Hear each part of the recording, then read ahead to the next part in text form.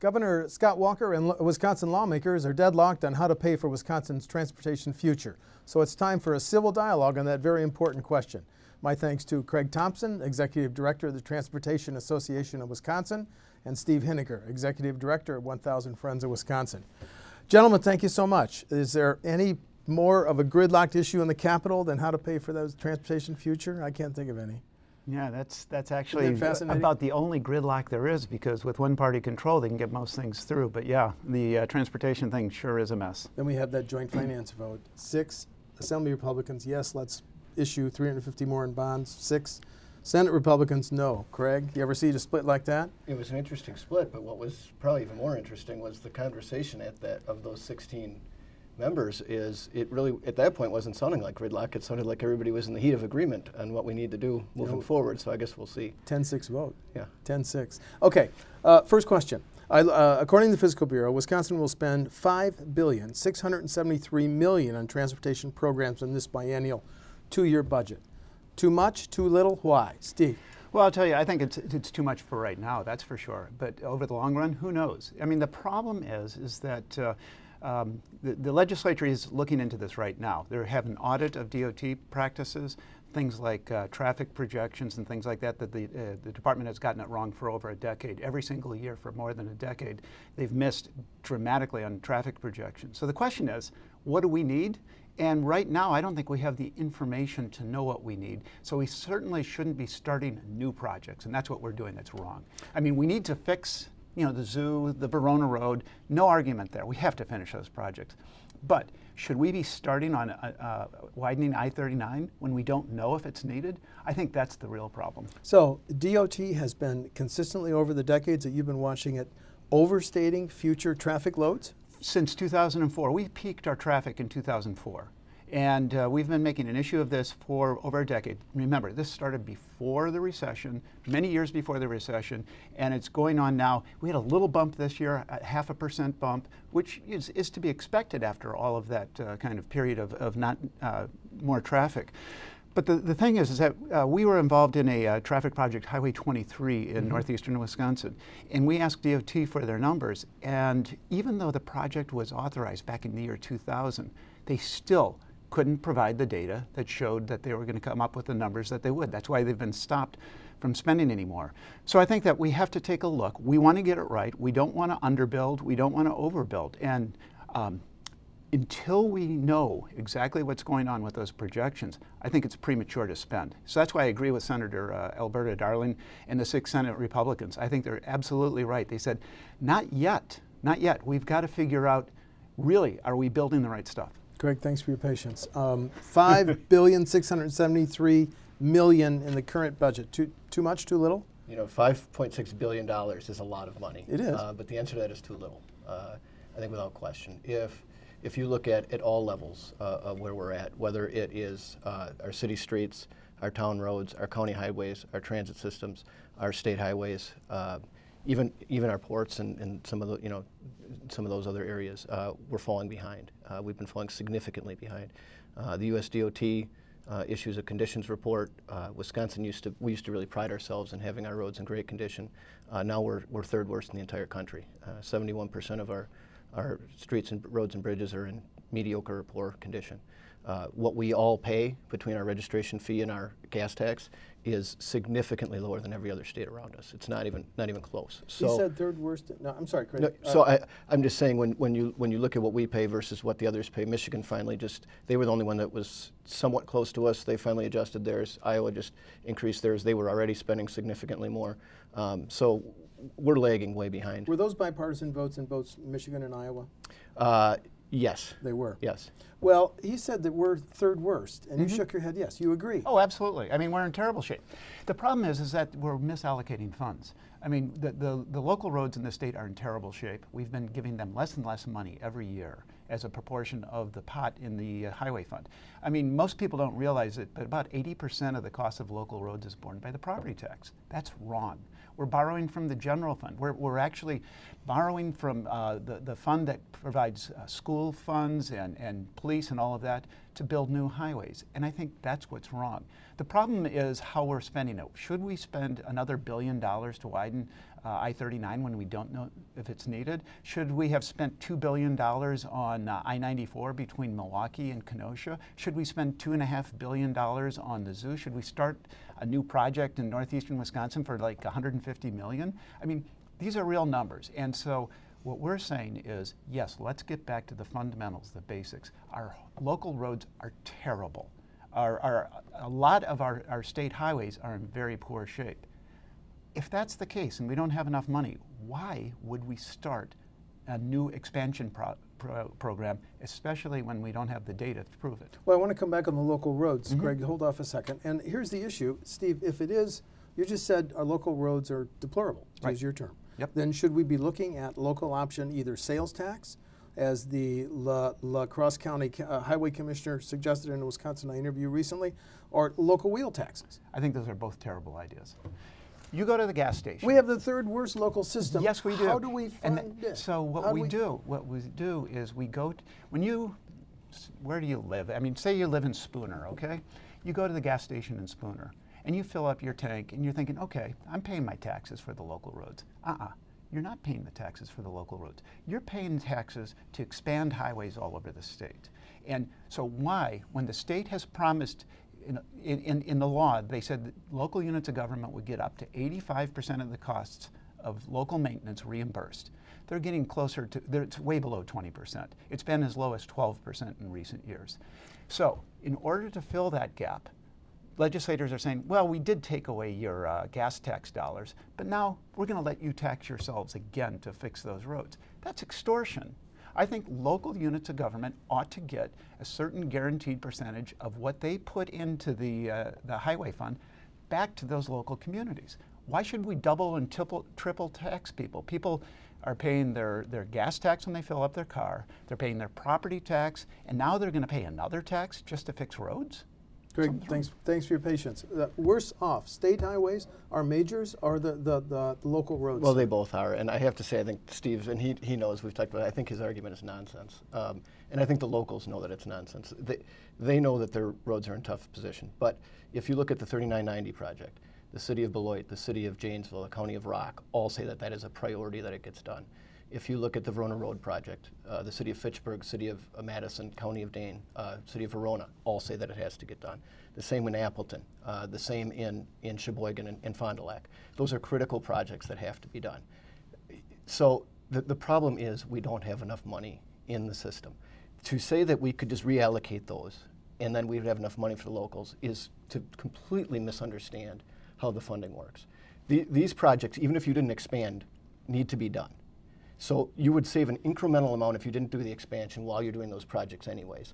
And of that incremental amount you're saving, a good amount of it is bond dollars and a good amount of it is federal dollars, which cannot be allocated to the locals.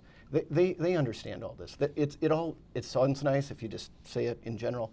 The money would not work. It's not fungible in that way that you can move it around. We don't have enough money. The locals know that we don't have enough money in it. And the reason we don't have enough money in it is because we haven't adjusted the revenue coming in for over a decade. If you look at, I used to work for the Wisconsin Counties Association, and I was their legislative director there. We had a high water mark at the counties of getting about 30% of costs reimbursed under the general transportation aids. That was during a time that Governor Thompson was implementing Corridors 2020, which was a major build-out program across the state of state highways. 29, Highway 10. Much more than now. Now we're looking at it where expansion's occurring. It's largely on these interstate projects that have to be redone anyways. But what Governor Thompson was doing was connecting major corridors with new building. And at that time, because we were bringing in revenue and not putting it on borrowing and shifting it off, local governments were at their high water mark for what they were getting. So I think it's a nonsensical argument. It's trying to pit one group against the next, and I don't think people are buying it. Is your position that we need more funds for both the state majors program and local? Oh, absolutely. Absolutely. Okay, then pay for it, Mr. Thompson. Well, I think, I said on the Transportation Finance and Policy Commission, we looked at that. We provided options. Secretary Gottlieb has led and has provided options on that. I think most of the legislators, like I said, there was a debate about the contingency bonding in joint finance, but if you listen to both sides, including the 6 senators that voted no, they were they were voting no because they said we need to find a longer term sustainable revenue source. Right. That's why they were voting no. So I think there's a growing understanding that we're going to have to adjust it.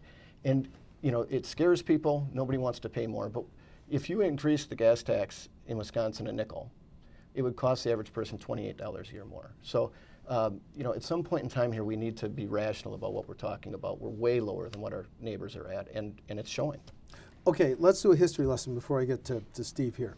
In February, the governor recommended borrowing, as you know, $1.3 billion with a B, and the legislature says, oh no, both sides, we're going to authorize an additional borrowing, bonding, credit card, whatever you call it, $500 million. Now, within the last 2 weeks, Joint Finance, that's an amazing 10-6 vote, authorized an additional $350 million, which, Craig, you're going to tell me we're still not, even with the $850 million, we're still lagging, right? I am, and I'll tell you, the base for last year's budget was $990 million in bonding. And TDA, our group, has been probably at the forefront way before others for years now, sounding the warning alarm about debt service, and you wrote a great article about that. It is eating up It'll be 21%. more and more. There's no question. And when the governor submitted his budget to increase that 30% more to go up to $1.3 billion, we had a press release out that day saying that will be unsustainable. That takes us to 25% debt Right. for just debt service. With having said that, when the legislature and his colleagues in the legislature in the same party said they weren't going to do that pretty quickly as well. But when they didn't come up with any new revenue, and then they went down to $500 million of bonding, that would have been a whiplash. That's a 40% reduction. That's a whiplash in an industry that you can't just play around like that and go from here to there in 2 years.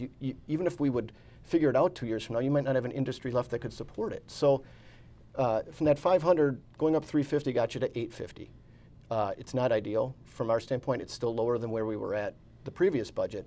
But at some point, you can't just have these wild swings. But it only said some of these majors, like widening 3990, which you oppose, and the Verona Road, they're not going to be delayed 2 years. If you borrow an additional 350, it's only going to be one. I don't Thanks oppose. for your patience. Yeah, thank you. I don't oppose it. I think we don't know. Now, I'm going to be specific. You don't oppose the additional $350 million in borrowing? Oh, I do oppose that. Okay, then tell me. I didn't oppose the. I don't have a position. We don't have enough information on the I-3990. I think that needs to be looked at in light of the documents. A bunch of things. First of all, I would love to see one of these governor's commission actually address cutting spending. There wasn't a single penny cut from the recommendations of that blue ribbon. It's all how we can get more money. And I think that that's fundamentally an error.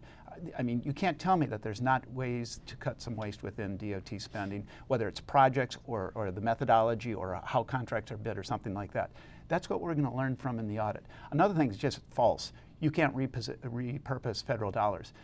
That's absolutely not true. You can, and I can prove it. I don't have the documentation with me right today, but you can. And it's just absolutely false to say that you can't. So you're saying a dollar that we've got for $39.90, we could just take that and move it? I don't know the exact. I mean, I'll show you. You can use federal dollars that would be used for I-3990 and use them for a different project. Yes. You can dollar for dollar move that. Yes. And the other thing is, yes, and I'll show you. Okay. But the other thing is that we always talk about getting more, and it may be true. In fact, I would leave it completely on the table. But we need to look at the facts, and we need to also look at where can we cut some dollars. For example, this Highway 23 project. They had this incredible growth that has been predicted. And traffic is about 25% lower than when they authorized the project.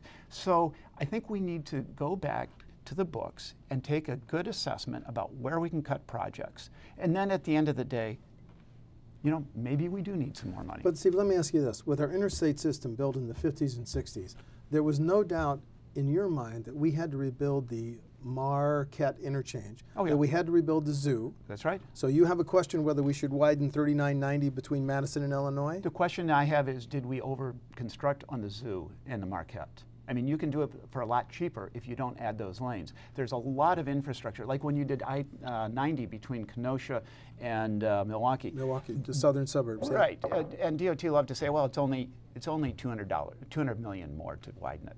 Well, they didn't count things that they had to do. They classified widening overpasses as part of reconstruction. No, they didn't have to do it that way. That's widening. So you get into these little games about what's widening and what's not, and that's really arcane, but that's the kind of thing that we need to look at in an audit. Is the position of 1,000 Friends, none of these potential revenue uppers, but let's call them by the real name, tax and fee increases, none of them should be approved until we get the DOT audit and whatever it shows? Yeah, because we're going to have no uppers. No uppers until we know, because we're going to get results. And stop borrowing? Yeah. Why are we using general obligation bonds? Why are we, we had this constitutional amendment that my friend liked to promote. And the idea was that we're going to keep all the money in the DOT fund because Governor Doyle borrowed some and that was horrible at the end of the day. No one expected that voted for that meant, oh, but it's okay to raid the general fund. I mean, that's what's going on. $229 million this session for highway stuff. So, I mean, I think there's been misleading on what's happening with the budget. And let's just take a breath. The audit will be done before the next budget. So yeah, we can coast till then. We don't have to start I-39, I-90 before the next budget, but we will. We don't have to do a number of these projects that are started. We don't have to allocate money for Highway 23, which is in that request, because it's stopped in court.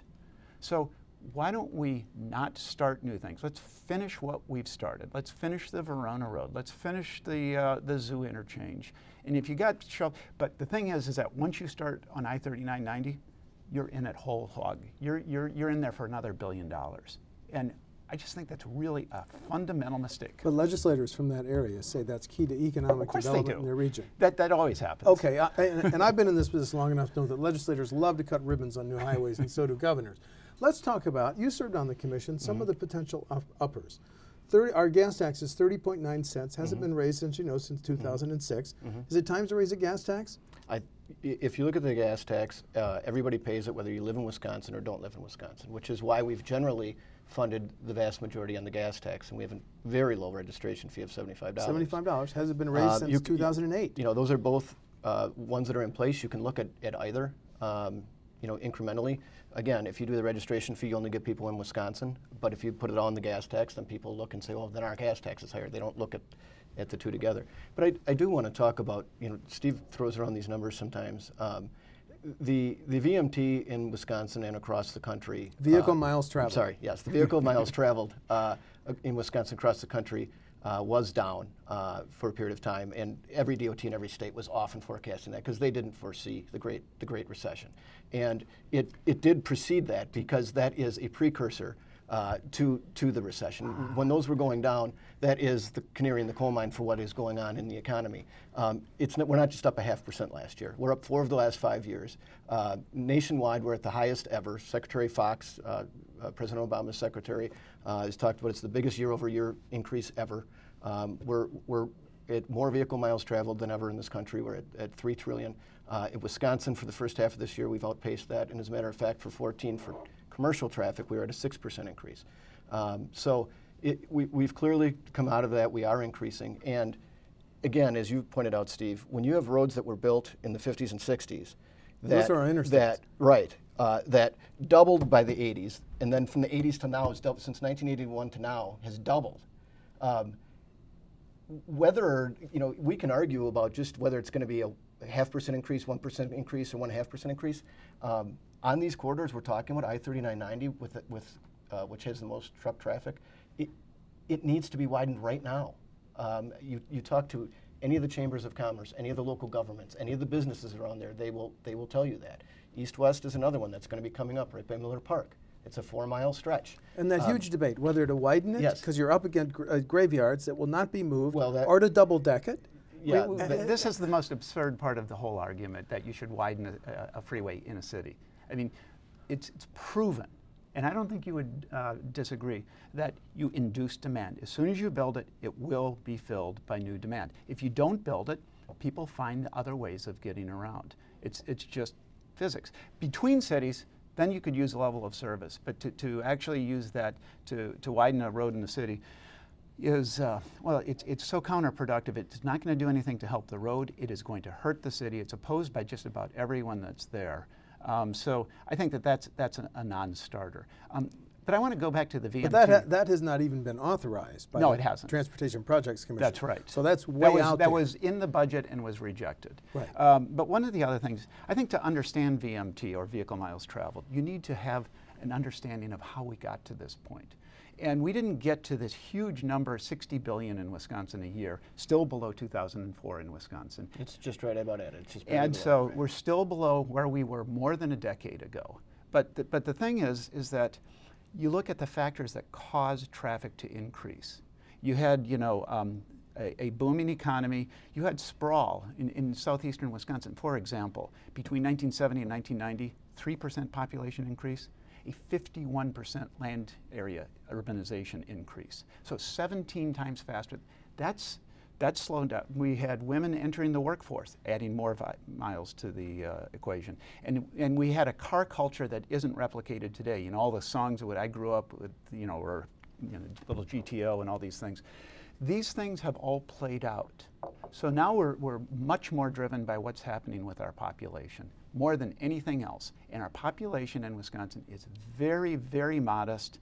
And in fact, in the driving years, which is before you retire, that age group, by the year 2040, is only going to grow by a very modest 50,000 people. So where are we going to get the growth that's just exploding off the charts now when we don't have the population or anything to support it? See, I think the thing is, though, Steve, is that if you look at Steve's group would take exception to the FHWA's projections. Because they've been wrong. And they've got a projection of 1% moving forward. Wisconsin, when it's looked at this, is for most of these projects, has been a little under 1%. And they got it wrong. Nobody, we don't know yet. I'm talking, this is a projection. Oh, we're looking at the past 11 years. Yeah, I understand that during the recession they were off. You're looking into the crystal ball. Okay, yes. 2004 was not the recession. Steve. Let him finish. So President Obama's administration is saying about 1%. The Wisconsin is saying a little less than that. To pretend that everybody's saying that we're going to grow at the same rate as we did during the 60s, 70s, and 80s is to misrepresent. Nobody's saying that. Now, you also have to realize when you're at a base of 60 billion vehicle miles traveled in Wisconsin, when you were in 1981, you were at about 30. So a 1% increase over 60 billion is twice the amount of a 1% increase over 30 billion. You have to talk about the base of what you're increasing over. So, a 5% increase now would be like a 10% increase back then in terms of actual vehicle miles traveled. There's one other thing I need to put in here. Have at it. Which is that people are driving less per capita. We're down 10% since. But per capita, all that matters is how many cars are on the road. Who cares how many per capita? What is it engineered for, and how many can it fit? Hey, we're looking at how many people there are in the state and how many miles they drive. That's why per capita counts. You can't just come up with, we're going to grow by 2% because that's what we're projecting. But if vehicle miles traveled go up, but it's not per capita, who cares? It will tell you that you're not going to have the VMT increases that you have been talking about. It's just not there. The deadlock that we see in the Capitol is also replicated in the U.S. Capitol, where they can't agree how to fund highways. They haven't raised the federal gas tax. It's now what, 18 cents, Craig? Yeah. And hasn't been raised since 92. 92. They're talking about, didn't the House just pass a 6-year funding, 6-year transportation plan, but only fund it for the first 3 years? Well, now they're on a version that they would say they could fund for 5 years. And Congressman Ribble is part of the conference committee on that. How they're funding it's a little curious, but right. Curious. They're not doing pay as you go. They're kicking it down the road like Wisconsin has. So here's my question: is it the federal government's job to step up and help states like Wisconsin pay for their transportation future? Go. I think that we got to figure out what's going on with our needs first before we ask anybody to pay anything more. And if we don't need wider roads, then let's stop widening them. Let's start with that assumption that we don't know what we need. Secondly, we're going to have to adjust what we want. And when you look at highway construction, if there's 2 safety spots on a 12-mile stretch of road, and they may be 6 miles apart, typical engineering is fix the whole 12 miles. Why not start looking at where the problems are and using limited resources a little bit more carefully? There are a lot of things that we can do to actually more effectively, cost effectively, make our roads safer without over-constructing. And that's what we have to start doing. We can't just give a blank check to DOT and the road builders saying, go fix it. Craig, on the federal government's role. Sure. If you look at it, the U.S. Chamber of Commerce, AFL-CIO, the soybean, grain, every major sector of the economy that they represented, and labor, has said yes. The federal government needs to play its role. It hasn't changed. You know, gas was $1 in 1992, and we had the same federal gas tax then. We've been putting more of it. The way we're doing it now is deficit spending, again, at the federal level. So the answer to your question is yes. Well, what about gas at $2.15.9, which you can get now in this city? Is that an opportunity, or is there any synergy or implications of low gas prices for this question of how we fund our transportation future? When you're paying $2.15.9, is that a good time to raise a gas tax? Craig? Well, there's states all across the country that have been doing it. There's 16 states, 17 states now with Michigan just in the last 2 years. And many of those states have had elections since then. Not a single person has lost an election over it. After they've done that, people have actually seen improvements, but they've also seen their the price of gas go down. So there really hasn't been any fallout for it. So I guess my answer to you would be yes. And low gas prices, excuse me, opportunity? It's probably easier, I'm not sure, but it's the wrong thing to be doing. Okay. We just have to look at the spending side. And just once I'd like to hear somebody in a serious policy position, the Secretary of DOT, say, let's take a tough look at how we're spending our dollars. But we don't get that. This is not a pure R&D issue, isn't it? Because the Democrats say they're willing to bring back indexing. Oh, sure. And Democrats voted to issue 4 Democrats on joint finance voted to issue the additional $350 million. Okay, we're almost out of time. 2 final questions. The next, we have resolved, you may not like it, but we resolved how transportation is going to be funded in this biennium. What decision should they make on funding in the next biennium? Craig? Well, I think we need to change the ratio of bonding versus how much we're bringing in. Dial it back? The ratio, you've got to increase the segregated revenue coming in. That will decrease the pressure to go into the general fund. We believe it should be funded out of the segregated fund that is protected by the constitutional amendment, but you have to have enough in there. And so we need to look at adjusting the revenues on the segregated side, and then set a level of bonding that won't eat up our debt service in the future. Okay, he just said we have to come up with some revenue raisers, right? Yep. Okay. Your vision, the next budget? Just a second, I want to agree with him for a second. Oh, wait. Wait a minute. Okay, stop the presses. Go ahead, Steve. Yeah, I think I got something wrong. I'll find out what it was. I think we should stop borrowing money. I think we should stop having any increases in the percentage of our transportation system that's funded by debt. And I think that's what you said. And I agree with that. Dial back the debt service. Dial back the debt service. Listen to what the audit says and come up with some reforms that help us identify ways that we don't have to spend as much per lane mile as we are now, and then figure out how many lane miles we can afford. And then, you know what? We're going to have to do the tough political act. Okay, our wants are here, our abilities are over here. How are you going to balance them? Then okay, don't raise revenues is what you're saying. Say no. I think say no when you know what to say no to. That's the problem. We don't know what to say no to. It's such a mess right now. Okay. So as soon as we have some of those answers, then we can make a better determination. And you know, it could be that we need some more dollars. You know, Steve, we supported the audit. I think there should be an audit of the DOT. I think we should find every efficiency we can. When we were on the commission, we did offer efficiencies, by the way, but we won't get into all of those things. But there's groups on the far side of each end that it sounds easy and people like to hear it. We have enough money, we just need to spend it better. And I've disagreed with both of them. One is Steve's end, where he just claims that, you know, these needless expansion projects, if we just didn't do those, we'd have enough. And on the other side, people are saying if we just didn't do bike paths, and if we didn't say that. I didn't say that. I said we don't know. We may need to. Okay, but in the meantime, we just keep pushing it off and pushing it off, and until these projects don't get done. Right.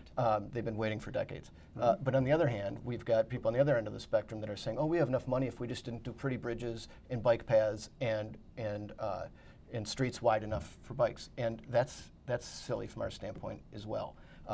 There's a public policy argument there that those things are good, but even if you took them out, it doesn't begin, neither one of those begins to get at the fundamental problem that we've been underfunding our system. I have 2 more questions because we are running out of time.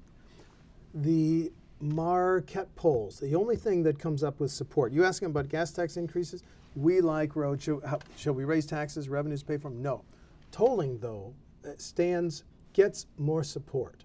Now, but the federal government's got to take off this prohibition that you can only toll on new lanes. Do you see tolling as a solution to paying for the state's transportation future, Steve? I think if we need revenues, that's something that we should look into. Yeah, I mean, the whole idea, even behind the gas tax, it's the user pay. I mean, the one party that's really being let off lightly is the trucking industry, because we do, trucks pay a lot more in taxes, but not nearly enough for the damage that they do to the roads. But yeah, I mean, if we need revenues, we should keep it towards a user fee. I think that is the right way to go. Tolling, Greg. Well, the surface transportation reauthorization that's in Congress right now so far does not lift the ban. So we would like to see them do it. Ripple's fighting for it, isn't he? There's folks, Congressman Ripple's fighting for it, but at this point, it does not. We think that it should be left up to the state, but if that's not changed in there, then we have to understand here in Wisconsin it's a moot argument for right now. Okay, here's my final question. Gentlemen, look out, 20 years from now, the year is 2035. Your vision of Wisconsin's transportation future, Steve? Well, I'd hope that we would have efficient mass transit, because we're going to have a lot more older people. We should have taken the money for the high-speed trains? That's a no-brainer. Of course we should have. Okay, excuse me, I interrupted Yes. you. Your vision? No, I do think that, good transit systems and good development that allows people to get to their jobs and to their grocery stores and things like that without having to drive so much would be a tremendous step forward. And that would allow us to minimize the amount of money that we need to invest in huge highway projects. But, we have to keep the economy going, so we would have good freight, we'd have good highways for carrying that freight, but we would be able to come up with ways that minimize the amount of driving that each individual has to do. They can elect to do all they want, but we want to, reduce the amount that they have to do. Craig, your vision, 2035 transportation system, Wisconsin. A system that's actually planned long-term, funded long-term, that does have good mass transit connections for our cities, that allows freight to move on our corridors and on the first and last mile, and to our ports and on our freight rail systems across the state, because we're a manufacturing, agriculture, tourism state. We rely on those connections more than almost any other state in the nation. And if our economy is going to do well, our goods and services have to be able to flow across all of those networks. Greg Thompson, Steve Henniker, thank you. The fascinating civil dialogue. I really enjoyed it. Thank you, gentlemen. Thanks, Steve. The politics of this are just amazing. Amazing, with a capital A.